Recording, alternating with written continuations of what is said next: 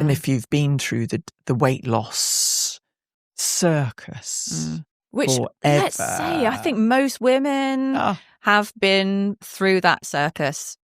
You know, still in it. Still in it. And that's why it's a multi-billion-dollar industry, or £1 billion. I forget where I am.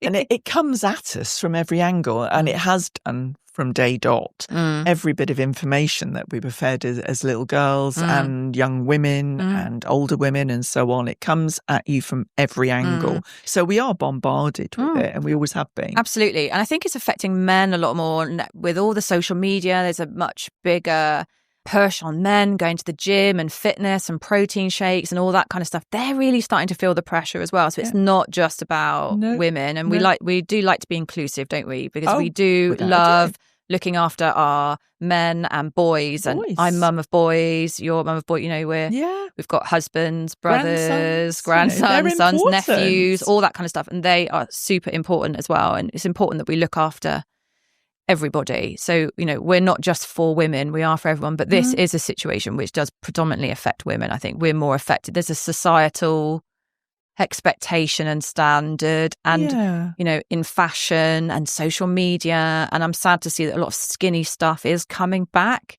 We were all about body positivity, but we're now seeing a return to, you know, skinny feels amazing and nothing feels as good as skinny is and all that. And it's a tricky old word, isn't it? Skinny. Skinny, horrible.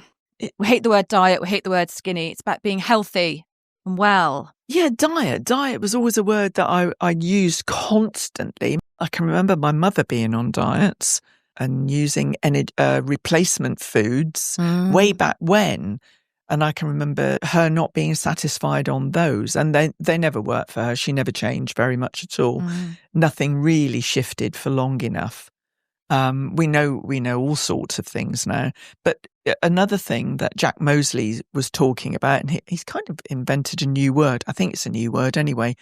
And he said we are on the verge, possibly, for an epidemic of what he termed as malnutricity.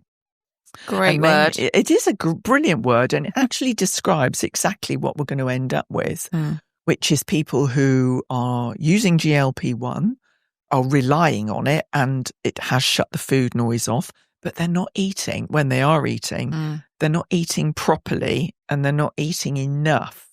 So they are going to be thoroughly undernourished. You know, bone density, muscle capacity, they are going to be struggling with all sorts of other things. So they'll be skinny, but they won't be able to get off the sofa. No, it's true. They They'll won't have the no strength to lift